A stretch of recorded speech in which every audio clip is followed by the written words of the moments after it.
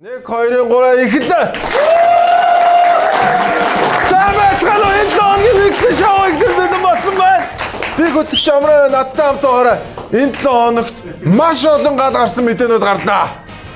Гарлаа ч гэж.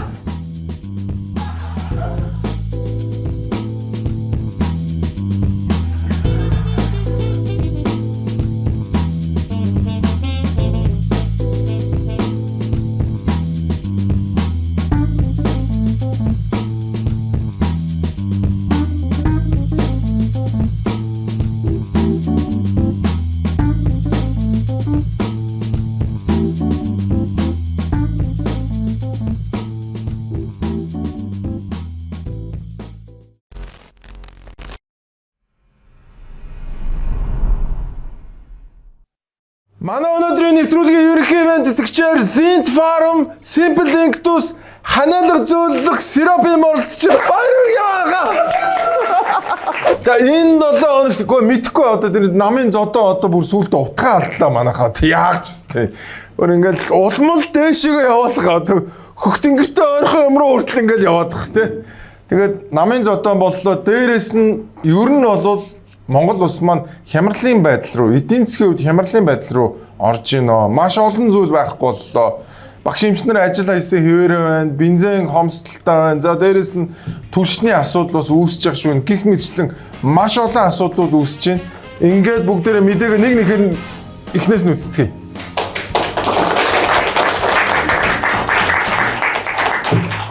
Өнгөрсөн 7 хоногт маш олон хүмүүсийн анхаарлыг татсан нэгэн үйл явдал болсон. Энэ бол нэгэн улсын хурлын гишүүнтэй холбоотой бичлэг байсан юм а. Нэг юмыг ойлгох хэрэгтэй. 1 тэрбум төгрөг бол нэг амар их мөнгө биш. За юу. Их мөнгө гэж бодож байгаа хүмүүс байгаа. Тэр хүмүүс ямар хүмүүс вэ гэхээр ур чадваргүй, яаж амьдрахаа мэдгүй, эрдэм боловсрал, одоо эрдэм мэдлэг хураагаагүй. Тийм учраас амьдрах ур чадваргүй, сэтгэн бодох чадваргүй, хөдөлмөрлөх чадамжгүй тийм хүмүүст бол 1 тэрбум төгрөг асар их мөнгө.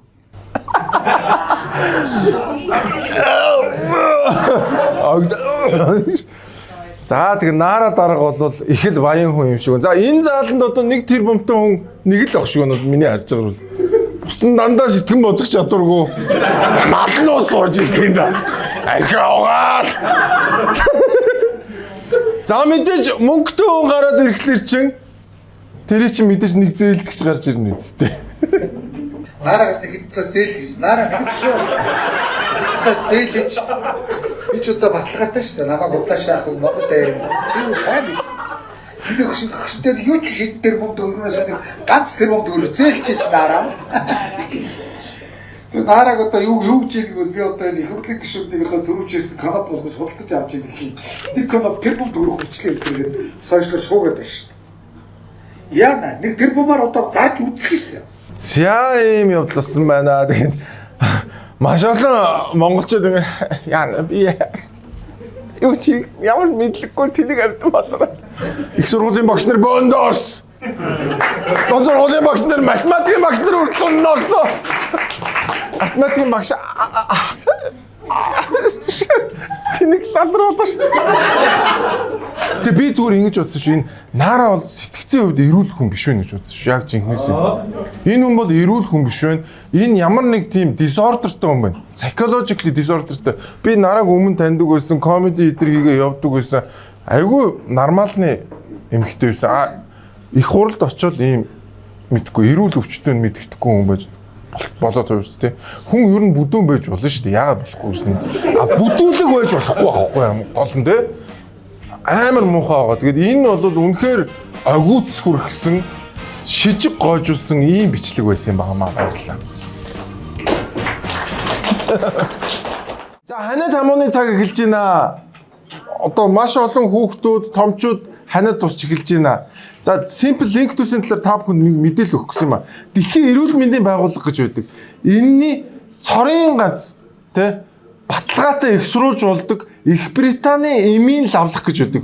Энэнд яг одоо ханиалга намдаах гэж ярихгүй зөө. Ханиалга зөөлөх эмийн жигсаалтанд цорын ганцаар орсон Simple Linctus гэдэг эмийг та бүхэн хэрэглээрэй. Яагаад би ханиалга намдаах гэж хэлэхгүй ханиалга зөөлөх гэж хэлээд байна гэхээр хүн ханиад жиж нөгөө вирусуудаа гадагшлуулдаг. Ханиад бол хүний өөрийгөө хамгаалах инстинктийн нэг хэлбэр. Хамгийн гол нь энэ хүндэрч болдгоо. Тэгэхээр ханиалгыг чинь зөөлөлдөг энэхүү сиропыг авч хэрэглэрэй гэж та бүхэнд хүсмээр байна. За энэ дотроо чихэртэй ямар гоё юм бэ. Тий. Дотроо чихэртэй болон чихэргүй гэж хоёр янз байгаа. Хэрвээ та бүхэн чихрийн харшилтай ч юм уу эсвэл диабеттэй бол чихэргүйг нь аваад хэрэглэж болно. Мөн хүүхдийн том үний гэсэн хоёр янзаар байгаа шүү. Simple Inctus, Synth Farm. Баярлалаа. Ээж! Өвдөж болохгүй шүү.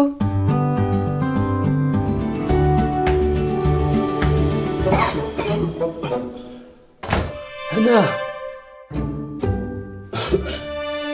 Өвдөж болохгүй шүү.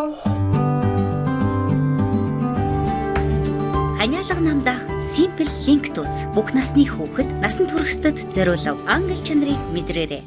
Эмчийн завраас гаж нөлөө хориглох залтыг уншиж, эмч эмзүүчээс асууно.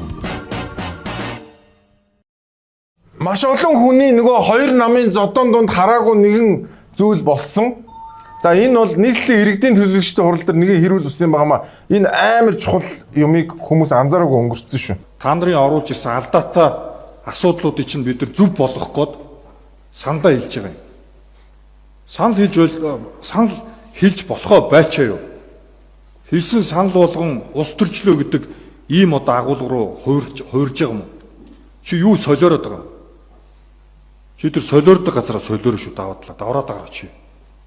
Тэгээд ажил хэрэг санал гаргаж штэ. Чи зүгээр бэлэн байгаа газар дээр очиод бүхэл бүтэн цэцэрлэг түрээлэнгийн 40 га газар штэ ундны усны 40 га газар ойлгож байна уу? 4 га газар биш. Бүхэл бүтэн 40 га газар дээр та нар барилга барьна гэдээ ингээд сууж явах юм. Тэгээ энэ чинь ямар арга зам байна? Заавал энэ дээр барих ёстой юм уу? За тэр гадны зээл тусламж одоо ямар нэгэн буцалтгүй тусламж энэ төр гэдгээр юм орж ирж болно. Хөрөнгө оруулалт байж болно. Тэгэд яах юм? Үнгүй хөрөнгө оруулалт гээл өөрийнхөө одоо уух ус руугаа хор хийгээ сууж явах хэрэгтэй юм уу? Наад нэг хэлж байгаа ярьж байгаа жоохон бодолтойхон байх шүү. За ингэ дэрвс. За энэ юуны тухай хэрүүлвэ гэхлээр үндэсний цэцэрлэгт хүрээлэн гэдэг газар одоо бидний мэдхтэй ер нь яагаад тэр газрыг цэцэрлэгт хүрээлэн болгож авсан бэ гэдэг нь бас учиртай. Энд чинь нийслэл хотынхны усны хамгийн гол нөөц тэгээ худгууд тэнцээ байдаг учраас тэгээд байгаа шүү дээ. Тийм болохоор л доошо баашээ сурсгаж барилга бариулахгүй байх тийм зорилготойгоор л эн чинь амар том газрыг ингээд цэцэрлэгт хүрээлэн энэ дээр нь мод тарья гэдэг ингээд авсан байгаа шүү дээ. Тэгээ энэ дээр бол юм барихаар болж байгаа юм шиг байна. За тэгээд ингээд загинсны дараа нийслэлийн иргэдийн төлөөлөгчдийн хурал дээр санал хураасан.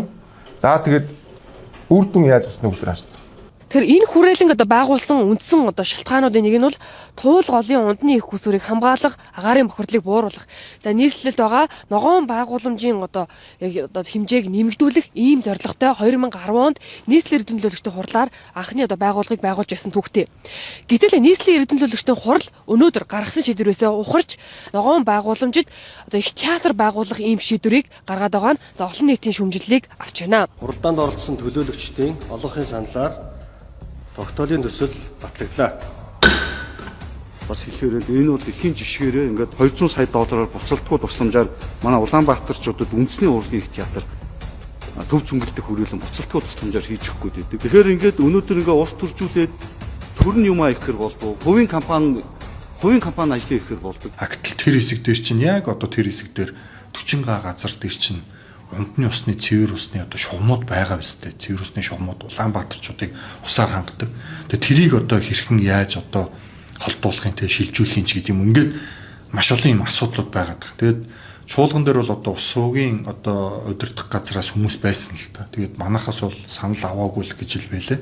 Ёо нөө бүү энэ байж болохгүй юу вэ? Яагаад вэ? Тэгээд арда та нар сая анзаарч 45 хүнээс 26 хүн хүрэлцэн ирээд тэгээ 15 хүний саналаар нийслэлчүүдийн ундны усан дээр 40 га газар байшин барихаар болчихлоо шүү дээ. Тэгээ одоо эхнээсээ тэнцээ нөгөө нэг газар шороны ажил нь баг хар дүн өвлөө бүднэр эхэлж явах шиг үлээ. Эдгээр нэр мөнгөний төлөө юу ч хийхээс буцахгүй болсон юм шүү дээ. Энэ бол арай байж болохгүй шүү. Усны хүмүүсээс яагаад зөвшөөрлийг авахгүй юм бэ? Яагаад хувийн бизнесүүд юм хийхлээр стандарттай байгаад заавал зөвшөөрөл авах байгаад яагаад төр юм хийхлээр зөвшөөрөл авах ёсгүй юм бэ? Тэгэхээр энэ үндэсний урлагийн театр байна гэж байгаа. Би дахиад нэг юм хэлмээр байна. Өнөөдөр урлагийн ажилчид ямар цалинтай ажиллаж байгааг бүгдээрээ харж байгаа. Өнөөдөр багш нар ингээл ажил хийж чинь тэгэхэд маш олон урлагийн найзууд байгаа. Дуурийн театр те ингээд энэ тэнд одоо газрууд ажилтдаг маш бага цалинтай. Дахиад баахан хүмүүсийг маш бага цалинтайгаар тэнцээ ажилуулах нь шүү. Эхнийхээ ажлыг хийдэг. Дахиад нөгөө улсын төсөвдөр урсгал зардал хэдэн зуун хүний урсгал зардал нэмэгдэх нь шүү. Манай Улаанбаатараас хангалттай болов үндэсний урлагийн театр болгочихоор юмнууд байгаа шүү дээ. Яагаад? Why? Таваадлаа чи яагаад ийм муухай юм хийж байгаа юм бэ? Тэгээ би бол энийг бүр эсэргүүцье гэж бодож байгаа. Тэгээд нийслэлжүүдтэй энэ хоёр намын зодооны нундар ийм новшин юм явсан биш үү? 15 хүний саналаар бидний усны их одоо болсон тэр худгууд дээр аваачаад стадион театр барих нь энэ байж болохгүй, ингэж болохгүй. Sorry no. Энийг бол бушуухан зогсоох хэрэгтэй. Эхний ажлаа хийж амжаагүй байгаа хүмүүс. Нөгөө нэг урт цагааныг барина гэж оролцоо өгдсөн шүү дээ. 7 сард ашиглалтанд орчноо л гэдсэн. Ашиглалтанд ороогүй.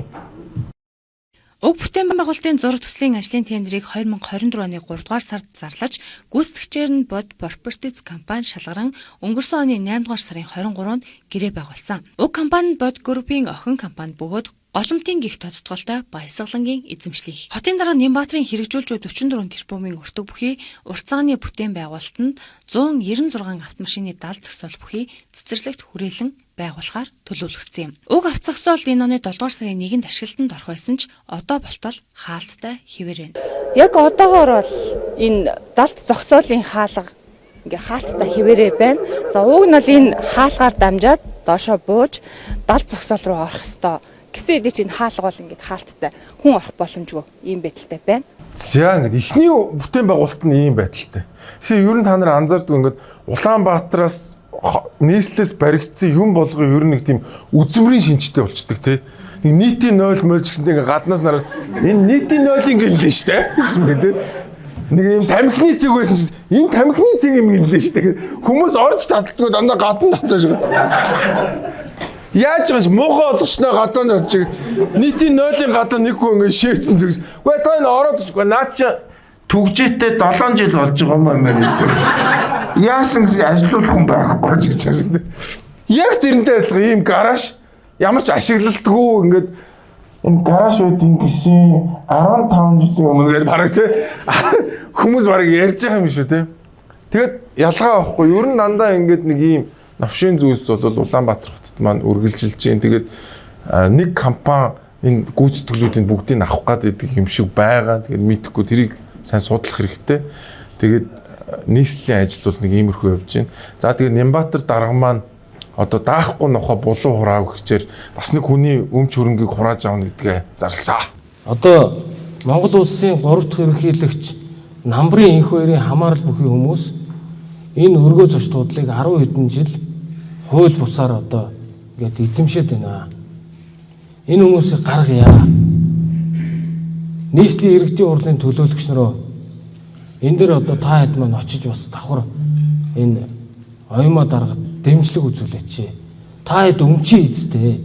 Ерөнхийлөгч байсан үн нь болохоор нийслэлийн өмчийн үл хөдлөх хөрөнгийг хууль бусаар авч болдог 10-20 жилээр өмчилж болдог ийм шудраг бус байж болохгүй. Энэ хоёр дарга та одоо энийг одоо шударгаар энэ сулж өгөх ёстой. Бас энэ хоёр болохоор айгүй зөөлөн ярьж шин. Та нар нэг очиод хараад гаач гэж би. Бусад хүмүүсийг яадаг вэ? Шууд очиод хурааж авдаг шин нөгөө нэг юунууд нь те. За төцөөл зүгээр хамгийн наадлын жишээ зөв. Тэр талбай уртлын юм би бол хүндээ байгаа гэж үзсэн. За тэгээ энэ хоёргоо яаж зүгээр авах вэ? Цорцор хийн. Нямбаатар гэдэг хүн өөрөө хотын засаг даргын хувьд бол ямар ч одоо энэ өмчрөнтэй холбоотой өөрийнх нь яриад байгаа холбоотой асуудал ямар нэг маргаан байхгүй байхад бол гинт гарч ирээд энийг ярьж ийн гэдэг чинь ягаад хийж ийн гэхээр би нөгөө нөөцийн хулгайг илчлэх гээд байгаа учраас тий харбины гэрийг яриад байгаа учраас за энэ үндсэн хууль зөрчиж засгийн газрыг орцруулаа гэдгийг яриад байгаа учраас энэ хүн одоо тэсэлгүй одоо миний энэ яриа бол өөрт нь одоо таалагдахгүй юм уу тий эсвэл өөрийнх нь хамаарал бүхий хүмүүст таалагдахгүй учраас энэ хүн гэж өсөж гарч хийж ийн гэж ойлгож байна. Тэгээ энэ бол одоо бас нэг нөөцийн хулгайтай холбоотой байж магадгүй гэж хэлэхээр ягаад энэ асуудлыг энэ үндсэн хуулийг зөрчих асуудал дээр холбоотой байж магадгүй гэж хэлж болохоор юм одоо үйлдэл гэж би хэлж байна гэж бодож байна. Ардын намын зодон энэ хоёр л хүртэл орж иж шít ингээд энэ хоёрыг шаа маа гэдэг. За тэгээд ардын намын зодон одоо бүр хот руугаа орж ирж байгаа шиг байна. За тэр нь бол энэ инх хоёр болон Нимбатар хоёрын хэрүүлээс бол маш тодорхой харагдаж байгаа хаа. За тэгээд би дахиад нэг юм онцлог хэлмээр байна. Улаанбаатар хотын цэвэр усны нөөц дээр энэ мөнгөний төлөө улаарсан хулгайчууд юм барихаар шийдвэр гаргацсан шүү. Хүмүүсээ анхааралтай аваарай. Энэ бол маш эвгүй асуудал шүү тий. Зөвхөн одоо энэ хотынхны асуудал ерөөсөө биш. Энэ бол маш олон хүмүүсийн тий унтны усны маш олон хүмүүсийн одоо эрүүл мэнд тий юу гэх вэ? Энэ би гэхдээ энийг сонсоод амар эмзэглсэн. Энэ бол маш чухал асуудал шүү. Бүгдээр анхаарлаа хандуулаарай. Баярлалаа. Ста 15 нөгөө хоёр хүний саналаар татвар нэмэхээр болсон гэдэг шиг юм шаасан байгаа сте тий. Бүхэл бүтэн Улаанбаатар хотын хүмүүсийн унтны усны яг их булаг дээр наваачаад зүгээр л мөнгө шахахын төлөө ингэж юм ааш болохгүй байхгүй. Манай Монголд шин ноу-хау орж ирсэн байна монголчуудаа. Энэ бол драфт бивийг хамгийн гоё фрешер нь уух технологи. Энэ нийслэл бивэн дээр орж ирсэн байна. Таг нь бүтнээр онгоод юм билээ. Тэгэд ууж үзсэн үнэхээр гоё байсан. Фрешер хамгийн гоё амттайгаараа танд хүрэн шүү. Нийслэл таг нь бүтнээр онгодог болж байгаа манайхаа. Аваад уугаад амсаад үзээрэй. Хамгийн гоё бив бол фрешер цаашин бив нийслэл. Өнгөрсөн 7 хоногийн бүтэнсээ өдрийн оройноос агуулдаг гинт бензин тасалдаад эхэлсэн. 3 цаг. Хэдэн цаг авч ирж чинь та? Сайн байна уу? Нэг цаг 30 минут л. Та одоо төлшөө аваад банкаа дүүртэл авах уу? Тэгин дүүртэл авна. Сумд хамсд үүссэн байгаад болохоор дүүртэл авах. Ер нь энгийн үед та дүүртэл авдаггүй үргэлж. Энгийн үед бол нэг 50%. 40-50 тэгэл болцоогоо авч байгаа л гэж. Одоогор хамсд үүссэн болохоор тэгж байна. Та одоо бензин авахдаа банкаа дүүртэл авах уу? Дүүртэл авна. Өөр бусад колонкод өгж гин үү? Үгүй ялаагүй адилхан гэж. Өнөөдөр салбарын сайд мэдээлэл хийхдээ иргэд өөрсдөө банкад дүүртэл бензин аваад байгаа нь өөрөө хомсдох шалтгаан болоод байна гэсэн. Та энэ дээр ямар байр суурьтай вэ? Хэрэгцээндээ л авна шүү дээ. Чи одоо засгийн газар огцорлоо гэж бензин цуг огцорчдөг юм хайч.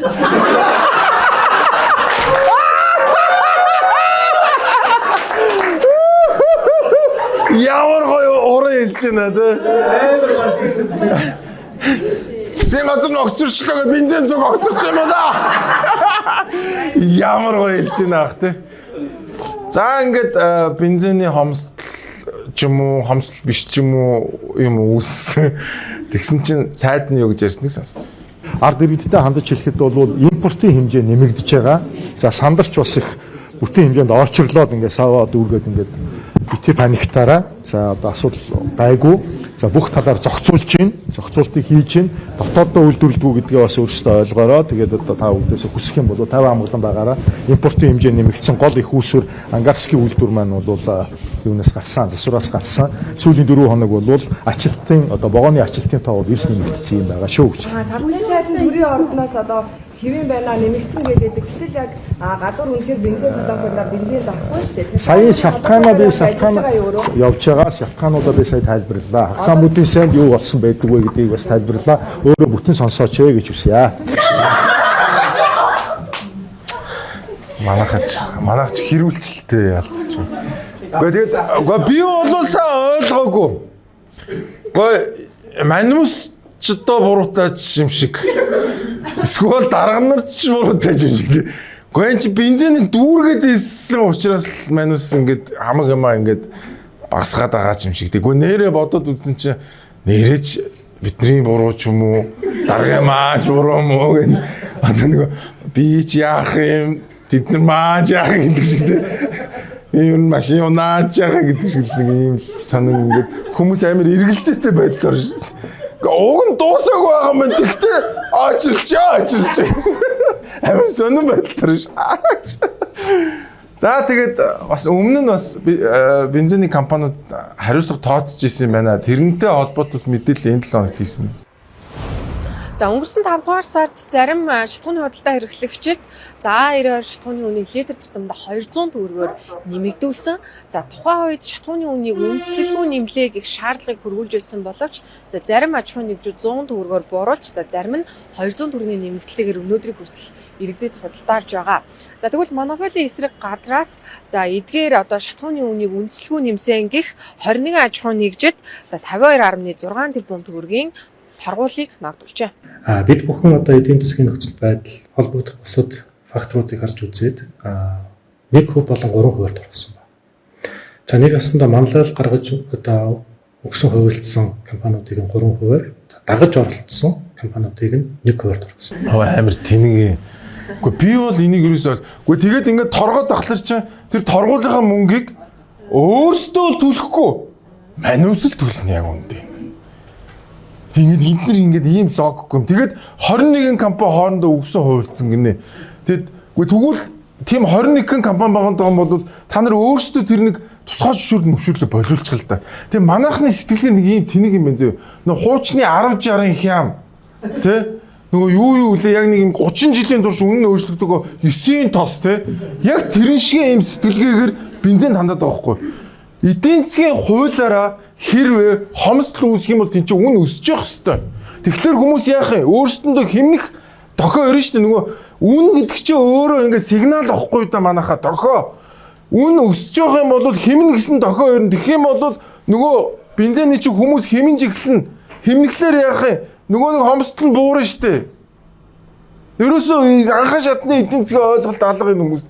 Тэгээ яг нөгөө социалист хэлээр 9-ийн тос 10-60 хям байх ёстой л гэж бодоод байна.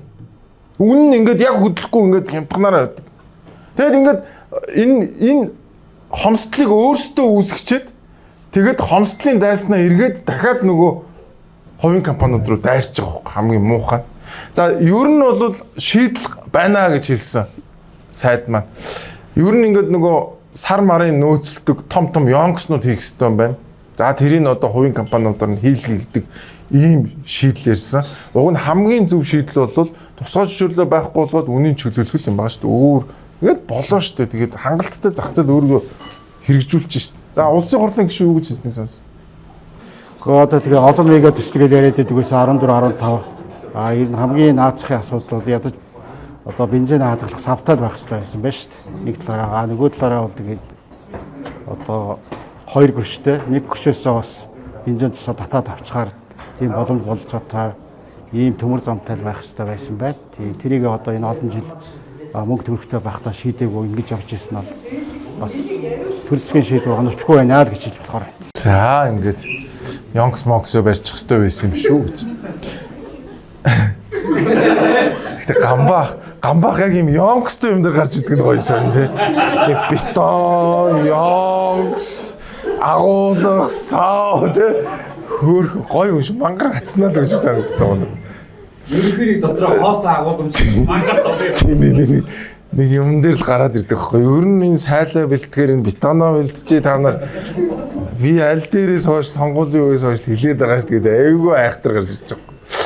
За дээрэс нь нэг сонир юугүй бензин колохгүй газраас хүмүүс очрлоод гаагаад юм ч тоо. Гэхдээ та нар ч одоо колохгүй газар юундаа очрлоод байгаа юм бэ гэж бас нэг юм дээр очилж. За энд 11-ийн цагт гэхэд иргэд ирсэн очор дараалал үүссэн нөхцөл байдалтай байсан 12 цагт нүүрс тээврийн машин ирээд 12 цаг 30 минутанд болоод байсан. Яг одоо цаг 12 цаг 40 минут болж байна. Энэ хооронд 5 тонн үрсний тал нь борлуулагдаж дууссан ийм нөхцөл байдалтай байна. Энэ доотлын толгойн хэсээр байгаа нүүрс түгээдэг түгээлтийн хүний нүрийг эрэхт ирчүүд нь зодж илээ шүү дээ. Илүү туу нүүрс авлаа, хоёрыг өглөө, нэгийг өглөөгөл тэр хүнд буруу байхгүй ирнэ, тэр хүн нь өөрөө зодуулж илээ шүү дээ ерөөсөө. Энэ одоо хүртэл очиход бол алаан болж байгаа нэрэ. Эмэгтэй хүн байгаа. Нэг өгсөн настай гэж байгаа. Тэр чинь бүр учир зүггүй шанаад авч илээ шүү дээ. Амар гэдэг чинь залуусууд бол өстэй. Нүүрс олдохгүй. 7 хоногт 7 удаа нүүрс авдаг. Одоо 7 хоногт 2 удаа нүүрс, 4 удаа нүүрс л авч штэ.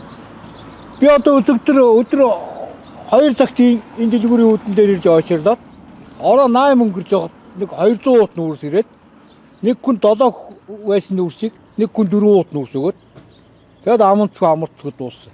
Энийг нэг хангаад өгөөд нүүрсөө гээд яваастай хотон дээр Нямбаатар новшоо арай л хэцхий байна. Ард түмэн чи харалта. Ямар махан дойжилж байгаа, далхан дойжилж байгаа юм ааш юм. Нүүрсээ хангаж чадахгүй өгсний хийж Улаанбаатарын хуцаад байдаг хүүрнүүдүүд тань. Гэхдээ тэгээд хоёр талд ерөөсөө нэг нь энэ ч бензин хаагаад колонкууд тойрсон хүмүүс, нөгөө талд түл шаагаад нөгөө бензинээрээ ингээл 7-8 төр шудалдаалах цэгээр ороод төрш авч чадсангүй гэдэг хүнтэй хүртэл таарсан шүү. Амар гоёутай гэнэ боржууртай ч гэсэн нүүрс واخгүй. За тэгээд яг одоо тэгээд болий 7 хоногт 4 хүн шуудаа нүүрсээ тэгээд болгоё гэж бодъё. Тэгээд нүүрснэрийн чанар нь ямар байгаа юм бэ бүгд. Ерөөс ямар ч туршилт хийлгүйгээр нийлүүлж байгаа нүүрс шүү дээ, тийм. Энэ шахмал төлшийг та төлж үзүү энэ шинэ хагас коксын төлшийг ямар хөө вэ? Муу эсвэл жоо шаталт муу. Та баг гарна гэж сурчлаад байгаа шүү дээ. Тийм ялгаагүй юм байлаа. Маш хурдан шатна. Тэгээ хуушин шиг дулаан явсан барихгүй асаал шууд дуусчих. Тийм л ухаан. Гол нь нөгөө утаа гаралтанд баг гэдэг байгаа шүү дээ. Тэр тийм юм мэдгэж гин үү? За тэр ёстой мэдхгүй. Тэгээ утаа мутаанууд бол их ялгагдаж байгаа юм бол байхгүй. Сайжруулсан төснөөс үнэтэй, дээрэс нь хомсдолтой картер одоо нэг айлд 7 хоног 4 шуудаа, зарим айлд одоо тэр 4 шуудаагаар хөрөлцөхгүй шүү дээ. Тэгээ нөгөө дулаанаа барих чадвар муу шүү дээ. Удаа нөгөө цогшилт муу байна гэсэн үг. Туршилт хийхгүйгээр оруулж ирсэн 200 гаруй тэрбум, бараг 300 тэрбум төгрөгөөр оруулж ирсэн нүүрс нь ерөөсөө ингээл эхнээсээ фейлдэд эхэлчихсэн. За та бүхнийг бүр энийг тархинд маш сайн төрийн оролцсон бизнес юу болдгоо гэхлээр дандаа хомсдол бий болдог. Та нар санаж байна уу? Би одоо 80-аад он төрсөн. Сүүн дээр очирдаг байсан. Яг л сүүг төр зохицуулдаг байсан. Махан дээр өдөр шөнөгүй очирдаг. 5-6 цаг ямар ч асуудалгүй очирдаг байсан. Ерөөсө бүхэм дээр очирна, гутлан дээр очирлна. Цамцан дээр очирлна, 9 сарын нэгэн дэвтэрэн дээр очирлна, балан дээр очирлна, үзгэн дээр очирлна, бүхэм дээр очирдаг байсан.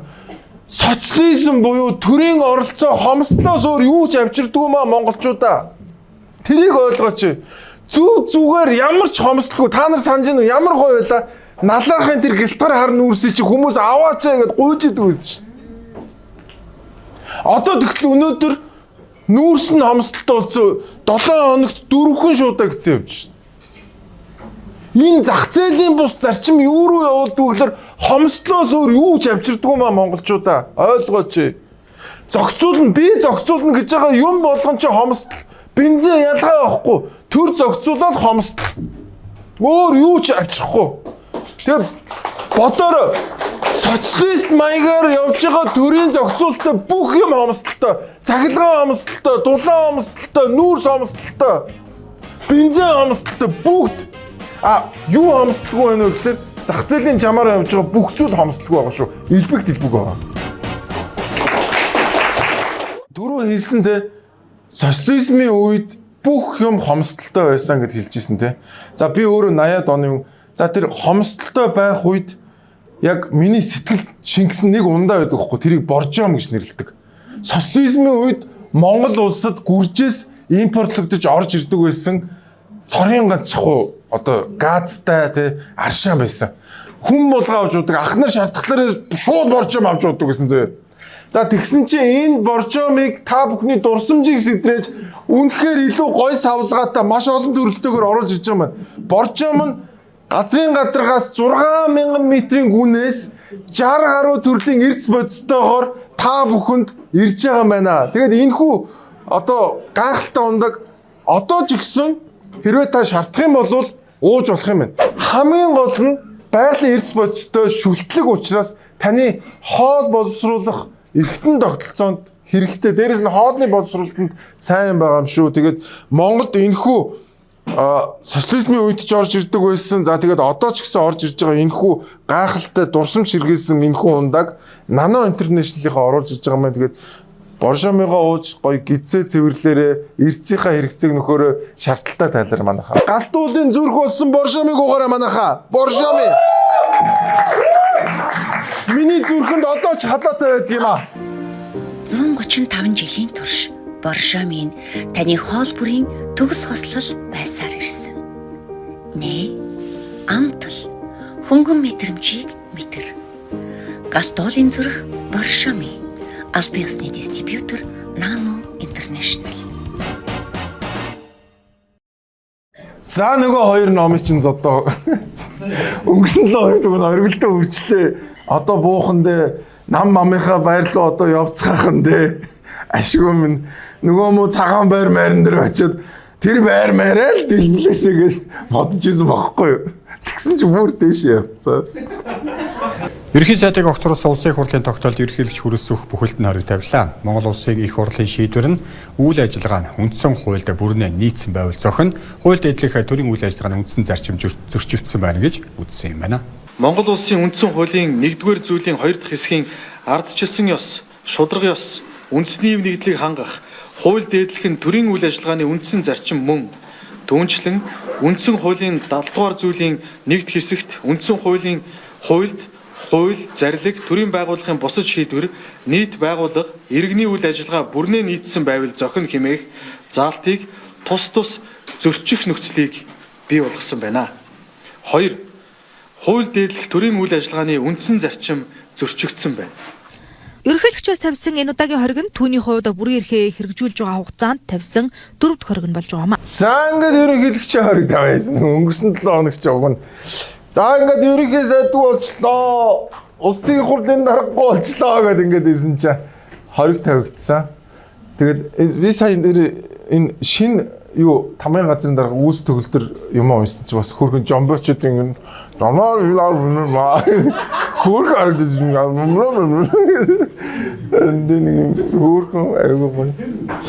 за ингээд энтэй зэрэгцээд 3 дахь өдөр шиг санагдаж байна.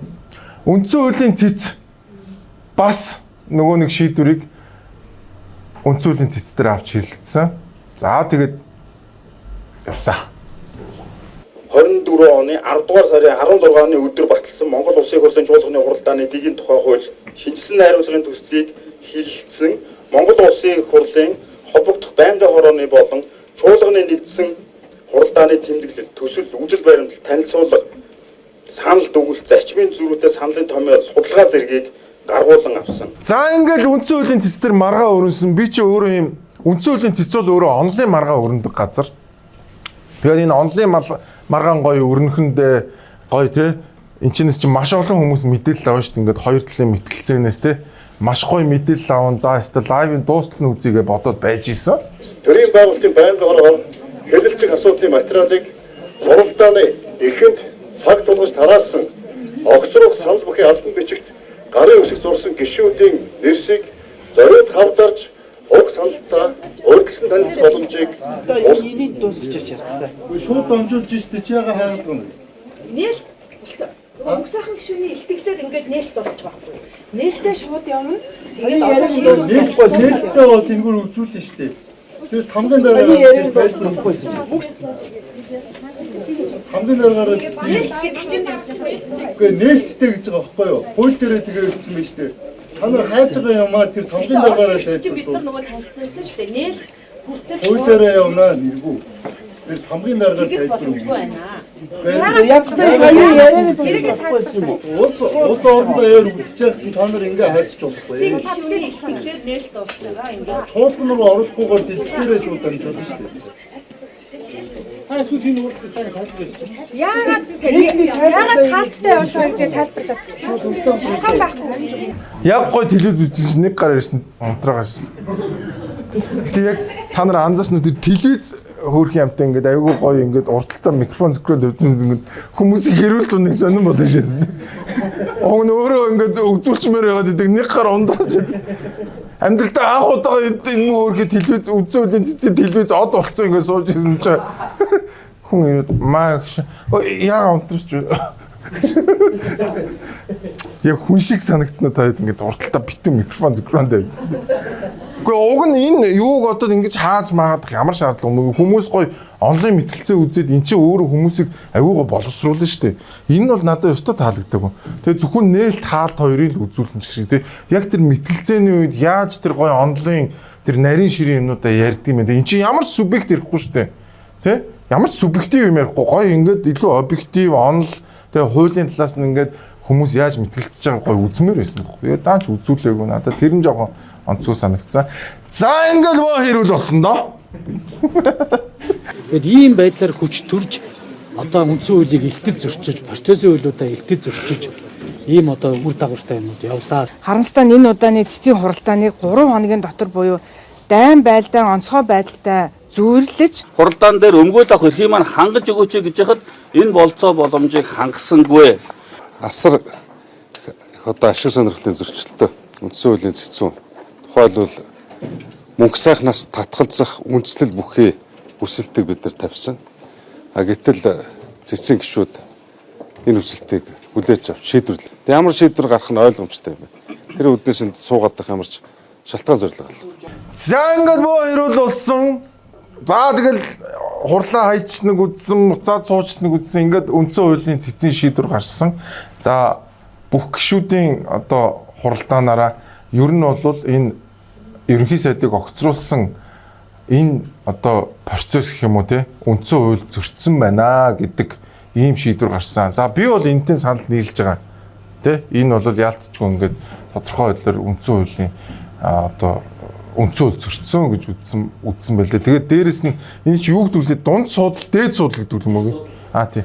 Их суудлын хуралдаанаар гарсан шийдвэрийг улсын хурал дээр авч хилцдэг юм байна. Тэгэхээр энэ бол эцсийн шийдвэр гэсэн үг. Тэгэхээр зандан шатрыг огцруулсан энэ шийдвэр өөрөө хүчингүй болж байна гэсэн үг. Ер нь бол. Тэгэхээр улсын хурал дунд суудлын хуралдаанаар авч хилцсэн юмыг бол улсын хурал одоо энийг хүлээн зөвшөөрөхгүй гэдэг юм явагддаг юм билээ шүү. Тэгэхээр энэ бол эцсийн шийдвэр болсон байгаа. За зүгээр надад бол нэг таалагддаг юм тэр телевиз унтраашдаг бол айгүй утгагүй санагдсан. Зүгээр яадаг юм үзүүлчихэлтэй хүмүүс тийм үстэй чи үндсэн хуулиа яаж манж байгаагаа хүмүүст харууллаа л да тий. Энэ айгүй гоё зүйл байсан. За тэгээд энэ нөгөө талынхан бол дийлцсэн талынхан бол өнгөрсөн 7 хоногт уг амар дийлцсэн явж исэн чи энэ 7 хоног жоохон дийлцсэн. Тэг ингээ нэгэндээс тань михийгээ шаагаад байна тий. За шаагаа ичлаа шүү огцруулчлаа гэсэн чинь дахиад яагаад те яг 1-7 хоног дийлээд нөгөө 7 хоног дийлдэл дахиад тэгээ намын баг хурлаар дийлээд гараасан дахиад дийлтэл ингээд заваарсан юм болж байна нэрэ. Тэгээд нэг ийм шийдвэр гарчлаа шүү хүмүүсээ. За тэгээд намынх нь зодооны талаар бас урд нь хотын дарга байсан хүнээс асуулт асуусан байна.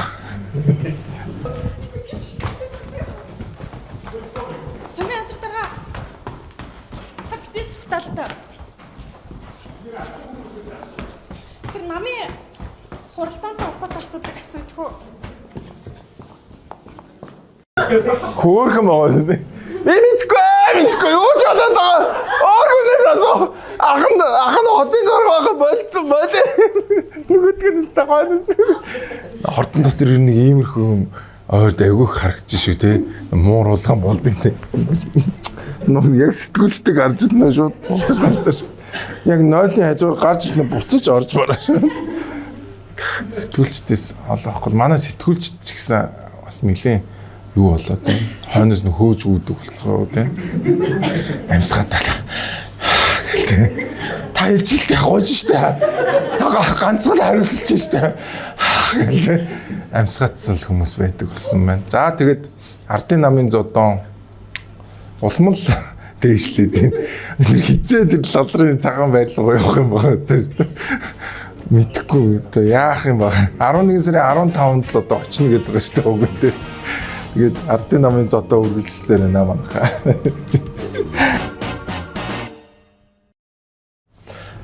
За ингээд ямар ч байсан нөгөө ноосоо тушаачлаа гэдэг шиг тийм ээ. Үндсэн хуулийн цэцгийн шийдвэрээ гаргуулад авсан. За тэгээд нэг арай гэж нэг юм төсвийн талаар хэлцэж эхэллээ. Нэгэн засгийн газраас боож оруулж ирсэн төсвийг улсын хурал дээр дурам мэдэн зардлыг нь нэмж болохгүй. За иймд багш эмчнэрийн цалин нэмий гэвэл заавал аль нэг яам төрийн байгууллагын зардал, за эсвэл төрөөс олгодог санхүүжилтийг нь танах ёстой гэсэн. За энэ дагуу улсын хурлын гишүүд өөр өөрсдийнхөөрөө судалгаа тооцоо хийжээ.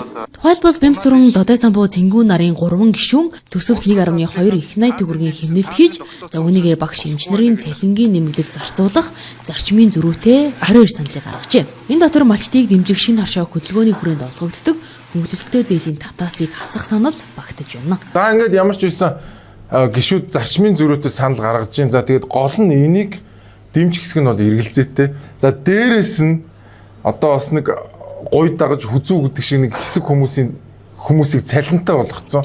Энэ хүмүүсийн цалин байж л та. Энэ хүмүүсийн цалин хасах хэсэг талаар бас хэлцгээр болгүй. Хасах тийм санал гаргаж байгаа юм. Тонлыг улсын хурлын гишүүд дэвшүүлж байгаа нь хорооны хэсгийн ахлагч нарын оронтой хасах юм. Сонгуулиар лам ордог гэгддэг хэсгийн ахлагч нарын сарын цалин 1.2 сая төгрөг. За нийслэлийн хэмжээнд л гэхэд нийт 1950 хэсгийн ахлагч бий. Энэ хүмүүсийн жилийн цалин нийлүүлэл 38 тэрбум төгрөг болж байгааг хэллээ. Энэ хэсгийн ахлагч нар одоо хизээ ажилд ордог гэдэг бид нар бүгдээрээ л мэднэ шүү дээ.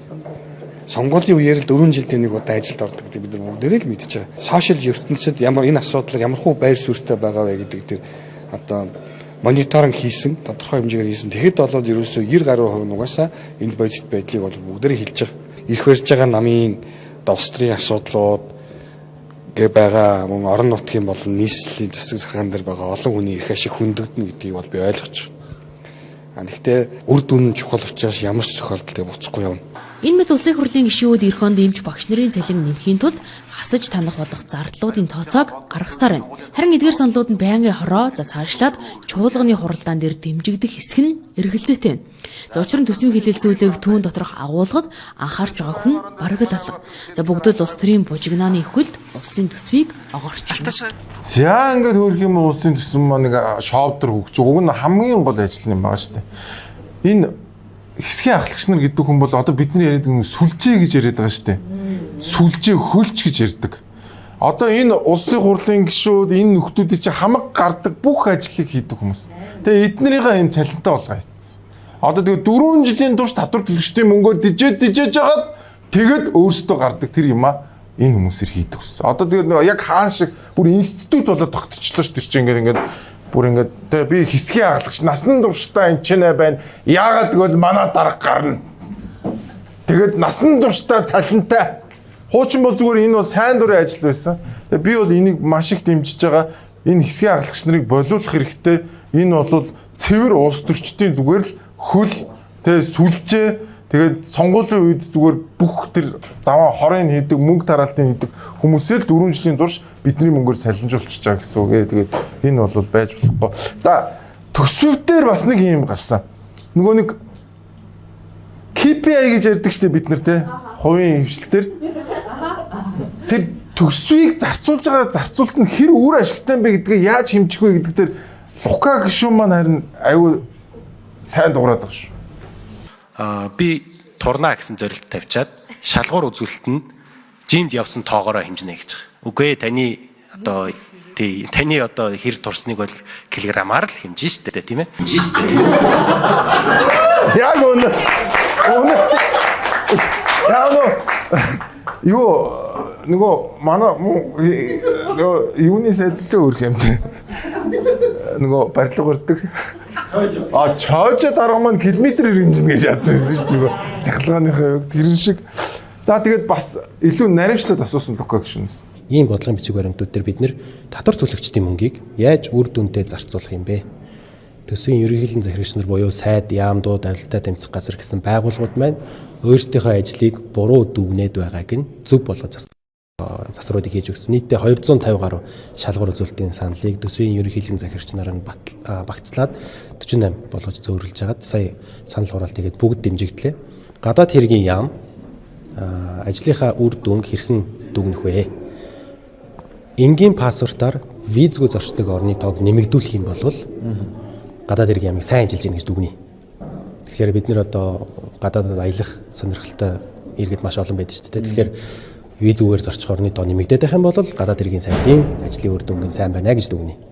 Хоёрдугаарт нь ерөнхий сайдын хувьд бол хоёр шалгуур үзүүлэлтийг засаж өгсөн. Нэгдүгüүрх нь төрийн эмч компаниудын хөрөнгийн өгөөжийг 102% байгааг 1.5% болгоно гэсэн зорилт тавьж орж ирсэн. Чамлалттай байгаа учраас 6% болгож нэмэгдүүлээ гэсэн зорилтыг өөрчилж байгаа. Хоёрдугаарт нь олон нийтэд нээлттэй болгосон төрийн эмч компаниудын тоог нэмэхгүй гэсэн зорилттойгоор орж ирснийг дор хаяж 3-аар нэмэгдүүлээ гэсэн одоо засваруудыг хийж өгсөн тийм. Иймэрхүү байдлаар төсөө ерөнхийлөн захирагч нарын одоо шалгуур үзүүлэлтийг засаж байна. Онцлог нь бас дахиад онцлог нь гэх юм бол авилтаа тэмцэх газар маань авилгын төсөөллийн индексээр өөрсдөө хийж байгаа ажлыг дүгнэх ёстой байтал хэрэгжүүлж байгаа арга хэмжээнийхээ биелэлтээр хэмжин буюу өөр өөрийгөө хэмжээд өөр өөртөө онц тавина гэсэн ийм одоо логикийн алдаатай зүйл орж ирсэн. Нэг нь авилгын төсөөлийн индексийг ашиглаач гэсэн. Үрсэн мөнгөөрөө өөрсдөө сайн ажиллаж гин гэж дүгнээд байгаа. Тэгж хэмжихгүй. За сайн байна шүү дээ Лука гişүнэ тий. Ингээд хөөрхөн энийгээд ирвэл болдгол юм байна шүү дээ. Тэр өнгөрсөн 7 хоног ингээд хөмгөө зуугаад шал худлаж үжиглэж шаадаг чинь буруу аахгүй. Хөөрхөн инээж явахдаа яг үнэ харагдаж байгаа шүү дээ тий. Уурж муурлах бол өстой яг нэг жүжиглэлт нь хитэрлээ гэдэг шиг харагдаад идэв юм л шүү дарга. За ингээд төсөө ямар ч юм хилцмэр айдчих шиг байна.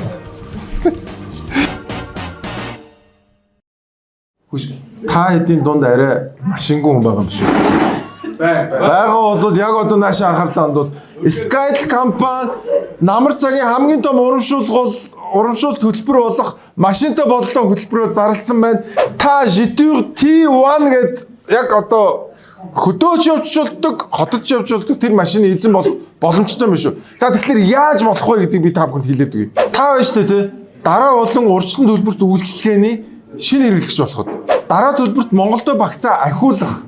За тэгээд дээрэс нь та төрөл бүрийн дата багцаар уцаад сэнэглэх төлбөрөө төлөх тохиолдолд та бүхэнд энэхүү бэлэгтэй урамшуулалт оролцох эрх нэгдэх юм байнамаа. Та бүхэн Skytel-ийн аппликейшн руу ороод та өөрийнхөө эрхийг шалгаж болох юм байна. Мөн Mystery Box-оо задлаад Apple-ийн бүх төрлийн электрон бараа болон бүх төрлийн дижитал бэлгүүдийн эзэн болох боломжтой байна.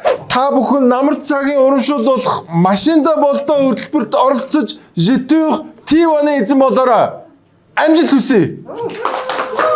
Skytel.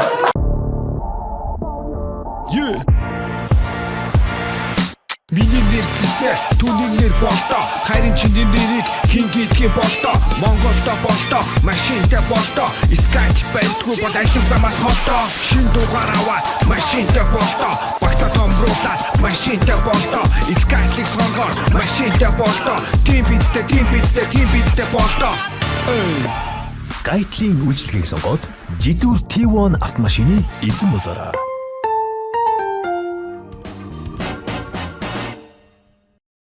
За бас нэг том тулгамдсан асуудал байна. Яасан хэцүү юм байна. Монголын асуудал дуусахгүй.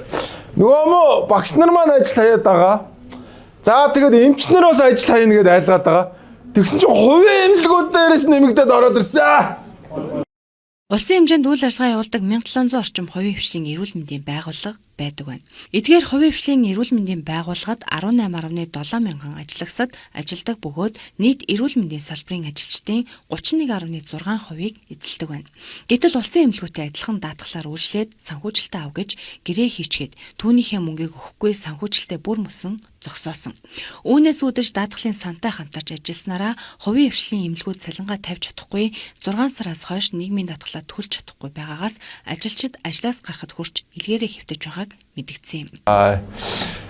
Тэгэл одоо номхон морийг ноолоход амархан гэдэг шиг байж болохгүй байх л да тий. Тэгээд хувийн эмнэлгийнхэн бас эрүүл мэндийн даатгалын сангаас санхүүжилтээ авч чадаагүй хүмүүсүүд бас маш хүндрэлтэй байдалд орсон байгаа юм биш үү. Тэрийг бас энэ 7 хоногт хэлсэн. За дээрэс нь багш нарын маань ажил хаялт үргэлжилж байна. Тэгээ багш нар маань бас гоё хөөрхөн акцууд хийгээд байгаа. За тэгээ манай сургуулийн гаргаж байгаа хамгийн ихний өрөө бол татвараа багасгах гэдэг өрөө байгаа. Тэгээ ерөөсөө одоо багшилтгүй Монгол орондоо ярих хувийн хвшилч бай, төрийн байгууллагч бай. Татвар бол маш өндөр байгаа. цалин нэмүүлэх хамгийн бодиттой гаргалгаа бол татвар багасгах юм а. Одоо ингээд нийгмийн даатгал, хүн амын орлогын албан татвар, нөөц тэтэр гэсэн маш олон төрлийн татварыг бидний бодит амьдрал дээр 30-40% болж нэмэгдсэн байна. Тийм учраас энэ төр барьж байгаа хүмүүс маань энэ татварын дарамтыг багасгах дээр хамгийн нэгдүгээр анхаарч чадвал бидний цалин бодиттой нэмэгдэх хамгийн нэгдүгээр гаргалгаа болно гэж манай сургуулийн болон миний хувийн зураас үзэж байгаамаа. Тэгээ одоо ингээд жил гарны хугацаанд би ингээд ажиллаж байгаа харж байхад бол боловсролын яам буюу боловсролын энэ газар маань өөрөө боловсролын салбартаа хамгийн том гай болт газар болчихжээ. Тийм учраас одоо энэ цалин өснөөс гадна энэ багшлж байгаа ажлын ачаалал бичиг цаасны бүтээмжгүй ажлуудыг багасгах юм санал бид нар одоо сургуулийнхаа зүгээс гаргаж байгаамаа.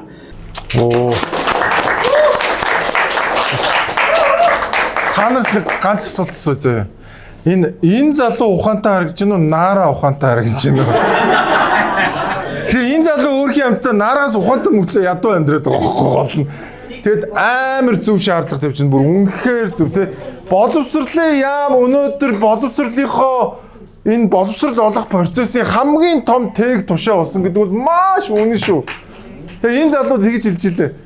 Бид нар хүүхдүүдтэй хичээл заамаар байгуулах ш. Тэр боловсролын яамнаас орж иж байгаа тэр олон бичиг цаасыг хөдөлмөөргүй байна. Зүгээр хичээлээ заамаар байна гэдэг ийм маш зөв юм хэлсэн. Тэгээд энэ татвараа буулгая гэдэг бол ёо ямар ухаантай юм бэ. Энэ бол 100 мод Төв аймгийн 100 модын 4-р сургуулийн багш нарын төлөөлөл юм байлээ. Тэгээд энэ хөдөө орон нутгатойгоо багш нар ямар ухаалаг, ямар гоё усныг бас эмчнээс харж болж байна. За тэгээд багш нартай уулзсан. Ямар ч байсан нэг сарын 1-ээс 20%. За 7 сарын 1-ээс буюу 2026 оны төсвийн жилийн сүүлийн хагасд нь одоо дахиад 10% буюу нийтдээ 30%-аар нэмэх ийм тооцооллыг гаргалаа. 30% нэмэгдлийг бид нар ерөөсөө хүсээгүй нийгэм. Уучлаарай 26 онд багтааж боловсролын жил болгож зарласан юм чинь 3 сая 500 мянгад нь хүргээч гэдэг шаардлагыг хатуу тавьж байгаа. Гэхдээ бид бүхэн 26 оны 1 сарын 1-ээс гэж шаарддаггүй. Нөхцөл байдлыг ойлгож байгаа. Хоёр талаасаа мэдээ сольж хэдийн хугацаанд ямар төвшөнд энд хүрэх бололцоотой юм бэ гэдэг өмнө нь бас ерөнхий сайдтай уулзахад гарц гаргалгаа юу байна гэдгийг сангийн сайдад уламжилж байсан бидний нүдэн дээр. За ийм яриа болсоо. За тэгээд сангийн сайдын бас яриаг хүмүүс шүүмжилж илээ. Багш нарын цалин 3 сая 600 мянга хүрж байгаа штэ гэдэг ийм яриаг энэ үеэр ярьсан. Маш олон хүний дургуутслыг бас төрүүлсэн. За тэгээд нэг л юм байна тий. Энэ цалингаа нэмэхдээ битэл төв банкар мөнгө хэвлүүлээд нэмчихсэн. Тэгвэл тэгэл бүх хүмүүсийн тий бидний зүгээр багш нарын цалин нэмж байгаа нэрээр тэгэл бидний бүх хүмүүсийн карманд байгаа мөнгөийг үнгүүдүүлээ яачих тий. Тэгэхээр баг цалин нэмэж ирэхгүй. Яг нөгөө талах 10,000 болчих юм бол би та нарт 20 сая төгрөгийн цалин өгөхөд бэлэн байна гэдэг шиг юм багхгүй тий.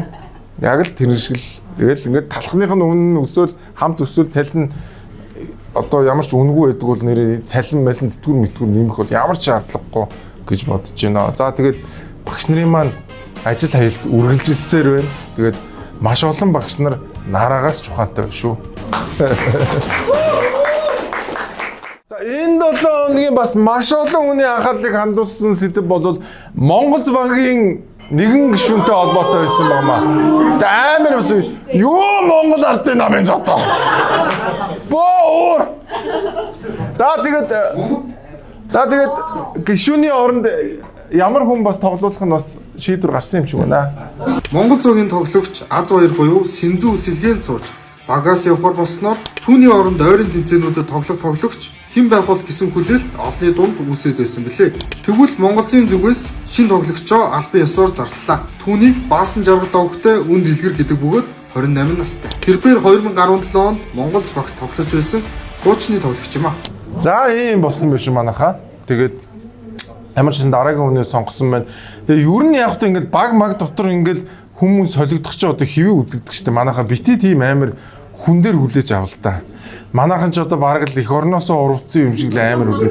Тэр хүн чи одоо ингээд өөрийнхөө амьдралыг бодоод ингээд бас өндөр цалин малинтай багууд тоглохоор явж болно шүү дээ. Why not? Тэгэл тэр чи одоо хайш юм бэ? Бидний төлөө төрсөн хүн биш хэвгүй да. Чи эзэж тэр хүүхдэд хоолных нь мөнгө өгөхгүй манайхаа. Цаахан зүгээр тоглолтын араас суун. Тэгэхээр би бол энэ спортод байдаг үзэгдлээ монголчуудад 50 байцгаа. 50 байцгаа. Тий. Монголч багийнхаа бид нар үргэлжлүүлэн дэмжсээр байх болно. Nice. Сэнзүүгөөч дэмжсээр байгаа. За 7 хоногийн сүүлээр нөгөө мó томилогдох гээд байсан хууль зүйн сайд маань томилогдлоо хөрхий.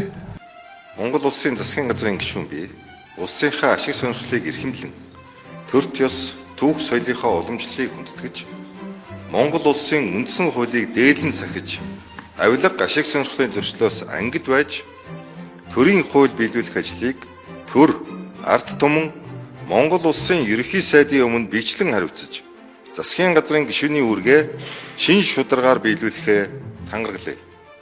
Миний бие энэ тангарагаас нэцвэл хуулийн хариуцлага хүлээн.